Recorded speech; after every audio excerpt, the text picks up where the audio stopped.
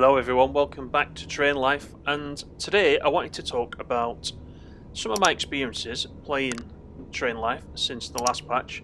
You know, we had a patch, was it early December?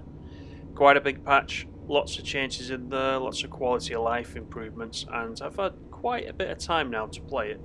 I wanted to talk about some of the things I think still need doing for the future, in a future patch, but also give you an update on what I think is the long-term future of the game and the amount of playability we've got in the game right now. So whilst we do that, I am going to do a cargo run. We are here at the Vienna pump jack, and I think we'll pick up a contract. We'll just do a short one, and along the way we'll talk about some of that future stuff. Some of the stuff, it's not official, it's some of the stuff I would like to see, some of my thoughts on the future. So this is in no way a video that represents what is really going on. This is just me talking about the game that I like. So we are at Vienna Pump Jack. I think what we can probably do is go to the Salzburg refinery. Operator. How can I help you? Sure. Here's what's available. So if you've not done a cargo run before, this is what we need to do. We've opened up the station panel now, we've arrived, so we can view the available contracts. As I say, I'm looking for something for Salzburg because it's quite close. It doesn't appear that we've got any contracts specifically for Salzburg. So what we could do is take the crude oil contract where we've got 100 available, we can take them to any refinery. So I think we might do this. We've got a maximum of 12. Oops. There we go, that's better. So we've added those to the pickup planner. Then we need to get those on the track. Not forgetting the emergency brake first, or else it won't let us do it. So here's our contract, let's put them on the tracks. Couple those up. Okay, looking good. Now we won't get much money for these. These open contracts don't pay a lot of money, to be honest.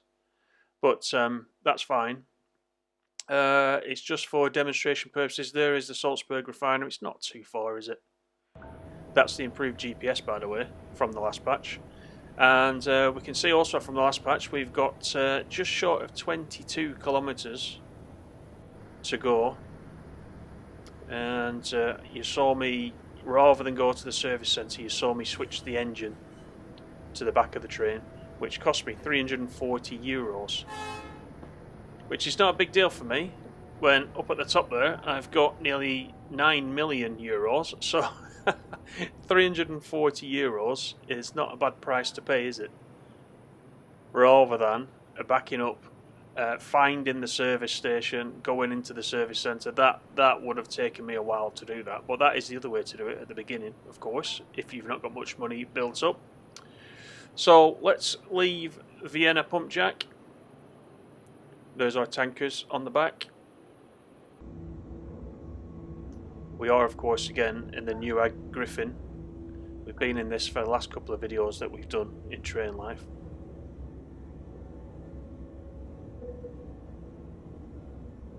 And already we've got an approaching train.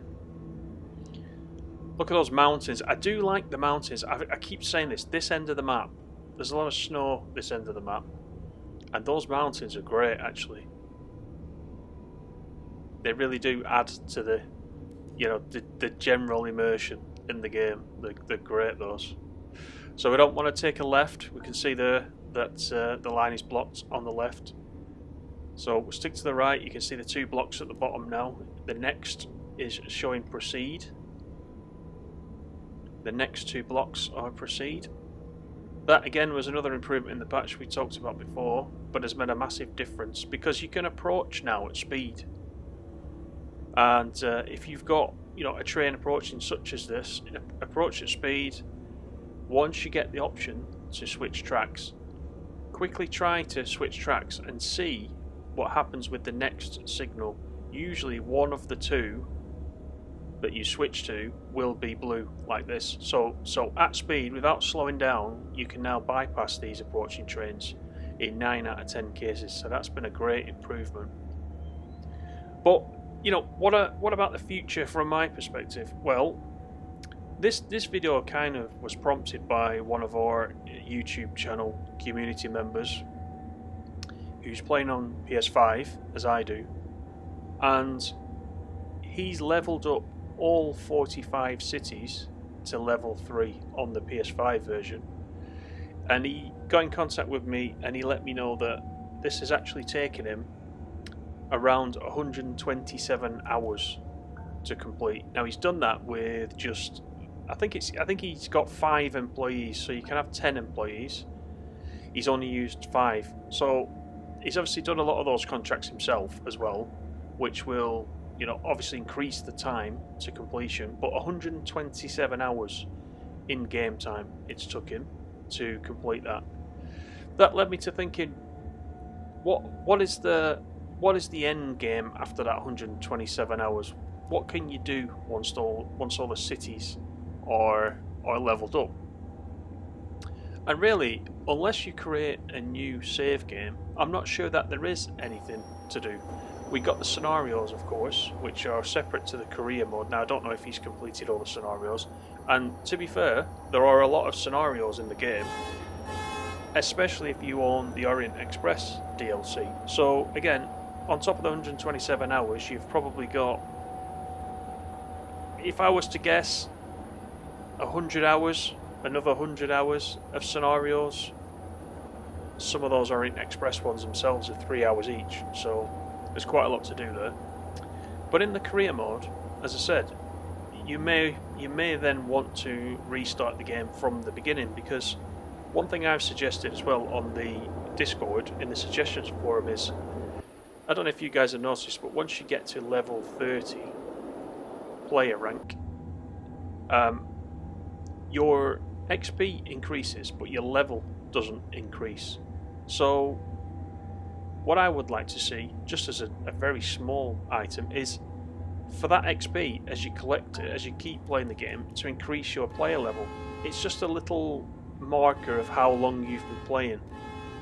It does nothing more than that. There's not going to be any more future DLC added to this game, I don't think. I think probably before we see any DLC, we'll probably see a Train Life 2. Because I think there's probably a lot of things they'll want to do to the game before they would bring out some DLC. And it's probably easier to bring out a new version. We've seen it with Train Sim World, haven't we? We've had several iterations now of Train Sim World, and each time it allows them to do certain back-end upgrades that they can't do in the existing game. So there needs to be some more incentive, I think, to keep playing the game beyond the scenarios and the career level. I'm not quite sure what that is. Now, for those of us that are still playing, that have not completed everything that there is to complete, there are some quality of life issues that still need fixing to make it a little bit more enjoyable. One of which is I keep seeing red lights. I keep going through red lights at speed, and quite often these red lights come out of nowhere. They do actually make me jump. I'll come round the bend and see a red light and think, oh, that's for me, quick, and I will slam on the emergency brake, only to find that I can roll through the red light and not get a fine for that. Likewise, I go through some issues where I get fined where there is no red signal. I've had that quite a bit, and I'll pick up a €300 fine for something that isn't actually there, which is a bit strange. So I think signalling in general probably still needs a little bit of work, if I'm honest. And the best thing to do is that I've found that the HUD is generally accurate. So if you follow the HUD, so on the right hand side at the bottom of the HUD, and also next to the minimap, follow the blocking pattern there that we talked about right at the beginning as we left the pump jack. Follow those are pretty accurate. If you're doing it by sight and you're actually looking at the signals, so we can see here there's a block signal coming up which is showing blue, which does actually match what's in the HUD. If you solely follow those signals, quite often you'll find that they're not correct. which can be a little bit frustrating. So some work needs to be done. It did get better after the last patch, but there is some work I think still to do in that. I don't know what the plan is. We've had no mention of any further patch updates that are coming or that are in the works, because I think this last one largely fixed many of the issues that we've been experiencing. So there is the signalling issues. Of course, we got the matrix effect on the windscreen, which has been there since day one, certainly on consoles. I think that needs to go. You can't really see it now at night in this run, but on some trains it is more noticeable than it is in other places. So I would like to see that fixed. This is the operator. Is there something you need? We're prepared to receive you and have marked tracks for your arrival. So the refinery has appeared on the radio, so I just made contact there. So we've got permission to come into the refinery now. So as we get nearer, we're still just under 9 kilometres away. As we get nearer, I'll switch that to the drop-off track so that we're ready to deliver. The other thing as well is, and I use this a lot in Train Sim World, and I keep trying not to compare this to Train Sim World because they're completely separate games. But the orbital camera, I think, is one thing that I would love to have a bit more range. When you go into the orbital camera and you're outside the train and you're circling the train with the joysticks, you can't zoom out enough for my liking. I would love to see more of the map because some of this scenery is really good. I'm not going to lie, I do like it. You can see just up on the left now, from the previous video when we were in Salzburg, that is the chateau that is up there on the hill. So Salzburg Main, you can see on the map, that's where we went in the last Train Life video, is just on the left, the other side of these buildings. That's Salzburg Main, and of course that chateau is the backdrop to Salzburg Main. Some of the scenery, the mountains there, the chateau on the hill, it's all really good scenery. I'd love to see more of it. And it was interesting because I don't know if you guys watched the ultimate guide to Train Life, which was recently released by Simteract, and I will put a link to that just up in the top right hand corner, because we did get featured, our channel did get featured in there, so thank you to Simteract for giving the channel a shout out. In that video, I'm assuming it was the developer's version that Mike was using to record that, he was able to zoom right out with the camera, and I'd love that camera to come into the game. I really would. I think that'd be, certainly for me, that'd be very, very useful, because it's difficult even to see the whole train. I like to spend time outside the cab quite a bit in Train Sim World, and that's something really that in this game you do get the opportunity to do it, but you can't really see much. You're still too close to the train. So I think that would be a really good addition. I don't know how difficult that is to actually put into the game. You know, at this time in its sort of development, but it is there as a suggestion. So don't forget, everybody, to go onto the Discord if you've got any suggestions for the game, because I know many of you have been playing this for a lot of hours, and you've probably got more suggestions than I've got. Add those to the Discord, and we'll see if we can get Simteract to pick up a few of those. So that was my kind of idea of the future and what I would like to see. You know, I want this game to keep going. It's a really, really fun game. You know that. You've seen me stream this quite a lot. You've seen all the videos that I've done on this. I do quite like this game. It's completely different to Train Sim World. And the other thing, certainly on PlayStation at the moment, if you're new to Train Life and you've not picked it up, I know that for the PS5 version, if you've got PS Plus, it's on sale right now. I think it was £16.24 in the PlayStation Store until, I think it's got another couple of weeks to run in January. So if you've not picked it up yet and you fancy it and you like what you see, go and check it out. Go and check it out, and that is an absolute bargain at that price. So just check your platform if you're not on PlayStation, just to see if you've got a sale similar to that. Usually all the platforms have a sale around Christmas and New Year, don't they? So I'm expecting that it's going to be similar elsewhere.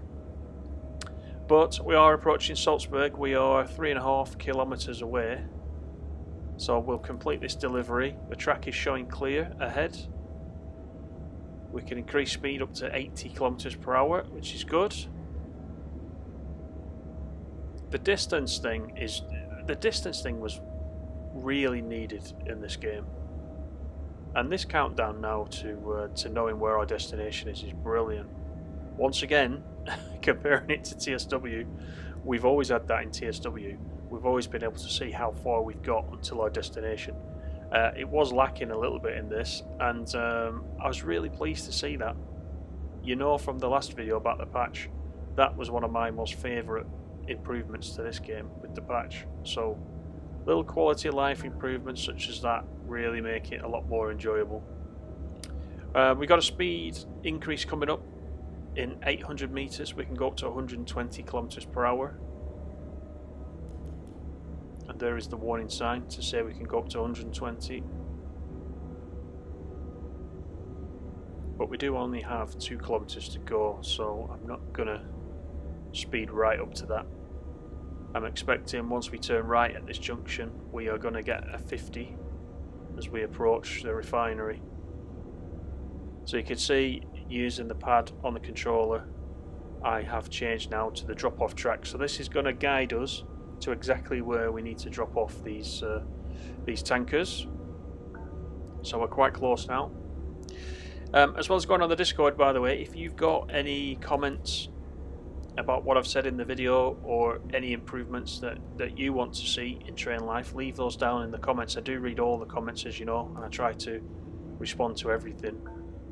So please do that. Let me know your experiences of Train Life since the patch. I know a lot of you are picking it up and have picked it up over Christmas, so that's really good to see that the game's still going strong. The more people that are playing, the more people are picking it up, the more will get developed for the game, and the more improvements will be made to the game. So it's all really good. See the destination coming up now on the minimap. We do indeed have a 50 coming up, which will be the entrance to the refinery. So we'll just trickle it along at this speed. No need to go barging in there, and we'll get these dropped off. So, as well as being a discussion about what I think about the future of Train Life, I hope, if you've not run many cargo runs, if you're new to how cargo works, that this has also been a good learning video on how to pick up the contracts and move to your destination, get those dropped off and get paid. So this is the final stage, this is the entrance. So we need to keep a close eye on the switching, because this will take us to the drop-off point, but we need to be quick on the switching. So we're going over to the left. If you look ahead, mostly you can see the orange signal for drop-off. You can just see it there. The box with the arrow underneath is where we're headed.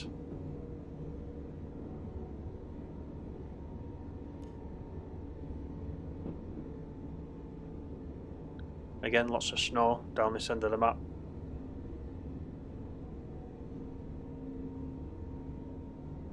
So let's just pull along, because we've got 12 wagons, 12 tankers behind us.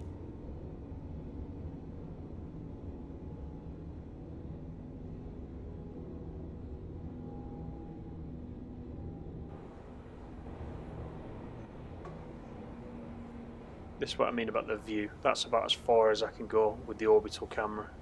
I'd love to zoom out even more than that. So there we are. Let's get the emergency brake on. We'll go on to the uncoupling. So we got 12 available here. So we need to confirm the delivery, unhook them, press finish, and there we get paid. There's our XP. And we got 70,000, just over 70,000 for that. So hope you've enjoyed this video. Don't forget to leave me your comments below. Hope it was useful. Hope you enjoyed the run. Thanks for watching. Leave me a like. Don't forget to subscribe. We're on our way to 2,000 subscribers. Thanks to everybody that's already subscribed. Take care. See you on the next one.